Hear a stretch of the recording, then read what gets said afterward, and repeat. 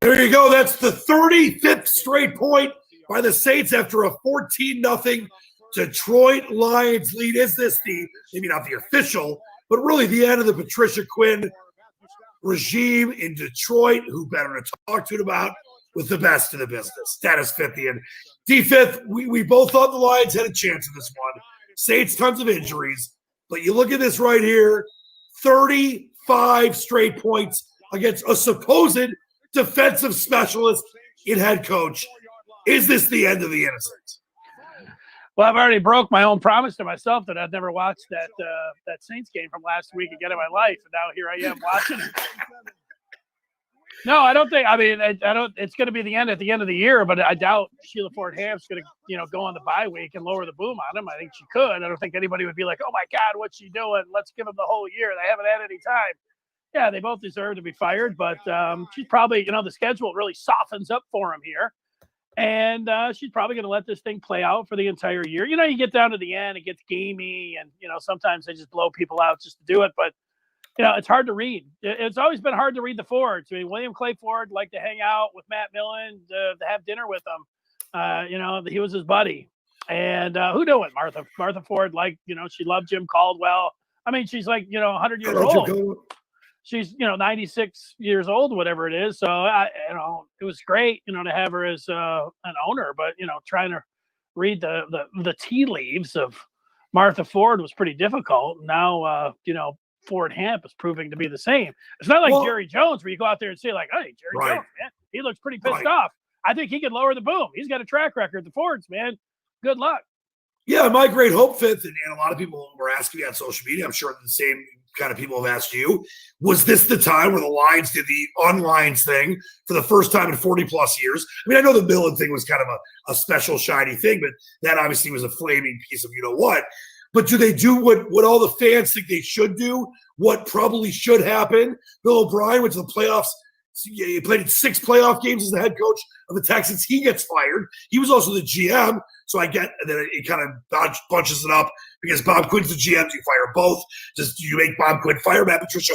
But I thought, could this be the time in the bye week where the Lions do the completely bold, unlined thing and fire both of these guys? And it looks like so far no. But this is – I get what you're saying about later this year. You don't want to – who's going to be the interim, Darrell Bevel, whatever.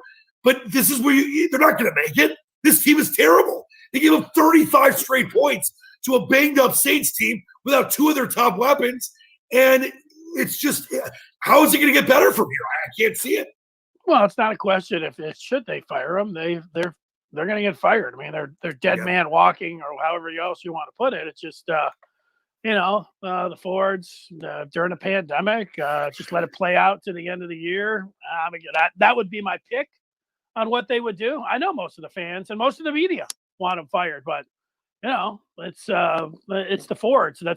It would be different. They should do it, but I wouldn't hold my breath on that. And again, until they're eliminated from the playoffs, because if the only thing that if we're just going to go by what we know about Hamp, her signature was on the playoff contention letter last year. That's the only thing I know about her. I saw some, video of her, some still photos out on the field last year, glad hatting out there, I guess they're bringing Patricia back, but that's it. Her name, along with Rod Wood, I think, and Martha's are on that season ticket holder letter where they said that there needs to be playoff contention, but there's an extra team this year. So you can make a case that, they could be in playoff contention, but yeah, the reason we don't think, even though it's a soft schedule, that they're going to turn anything around. This is, Patricia's been the worst coach in NFL history from what it looks like through, 2 years in these couple games here. And, Bob Quinn picked him and, the players that he picks, even this, and this year's, crop, it's not exactly a bumper so far when you take a look at it. So, yeah, I mean, these guys are going to be out. It's just a matter of when. My pick would be, at the very end of the year. Maybe it's when they come back in week 5 or after the bye, week 6, and play the Jaguars. And if they lose 40-10 to Gardner Minshew, maybe that's what it is. But you're probably right. I think it's going to be later in the year or at the end of the season. A couple quick updates that happened yesterday. Of course, if you haven't heard, the Broncos-Patriots moving to Monday night football, but not Monday Night Football, but Monday night, the early game, as we had last week with COVID. COVID is wrecking the NFL, as we knew we probably had a chance of. Also, Bills-Titans moved to 6 p.m. on Tuesday.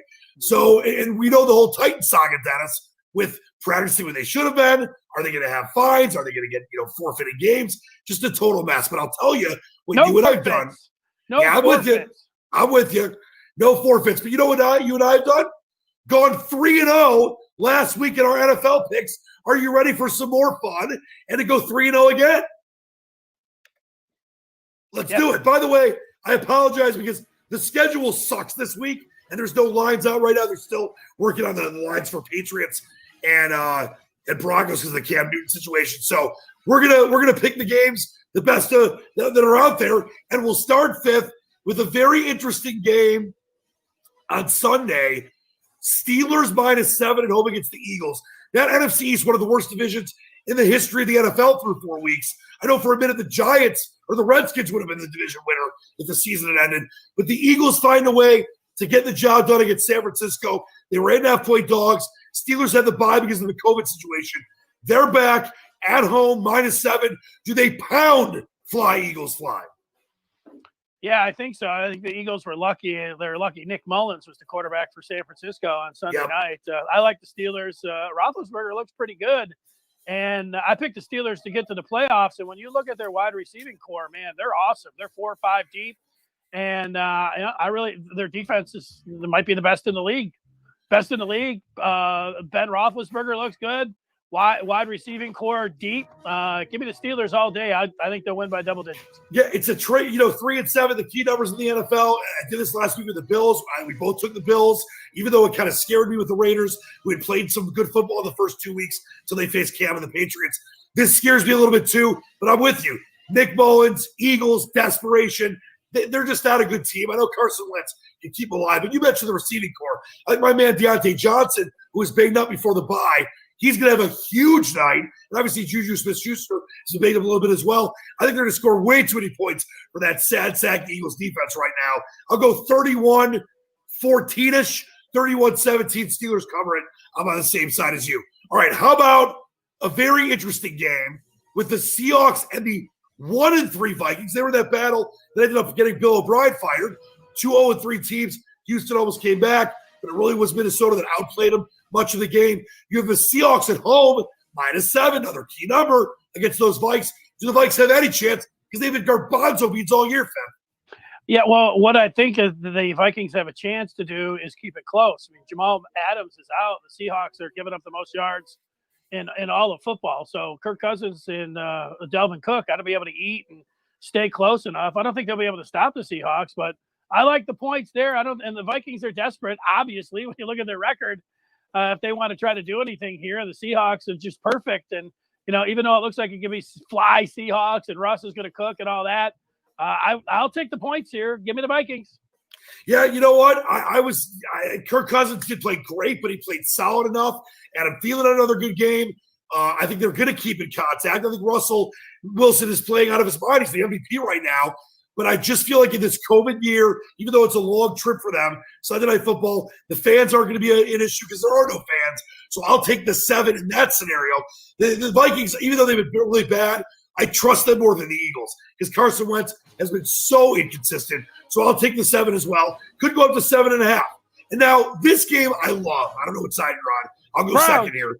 Monday Night Football, Saints -7 and a hooker. 7 is a swizzle, we say, against those Los Angeles Chargers. I know Eckler's out, but you look at that team, Herbert playing good football. Where are you going with that game?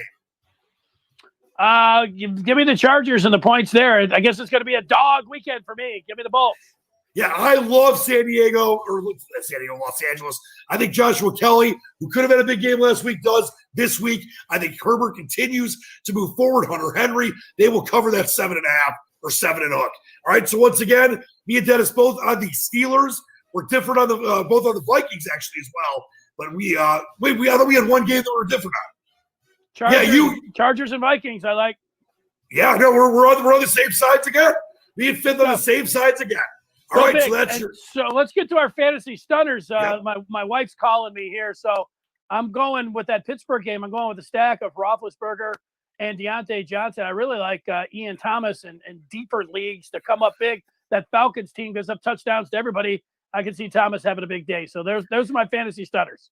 All right, I'm going with Olamide Zacchaeus, $3,000, had 8 receptions for 80-plus yards on the Monday Night Football game against the Packers. That's my low-price stunner. We give it to you every week. And 50, that's how you do it. Football Friday, getting ready for week number 5. We'll be back next week as we always are. Love you, my fine friend. Hey, man, have a great weekend, Dan. You're doing a great job, man. It's great to be on here with you, and we'll talk with you soon. Hopefully I'll see you in 21. Yes, the Task Force, a joint Task Force Good Afternoon production for Dennis Fithian. I'm Dan Leach. See you next time. Believe in the dream.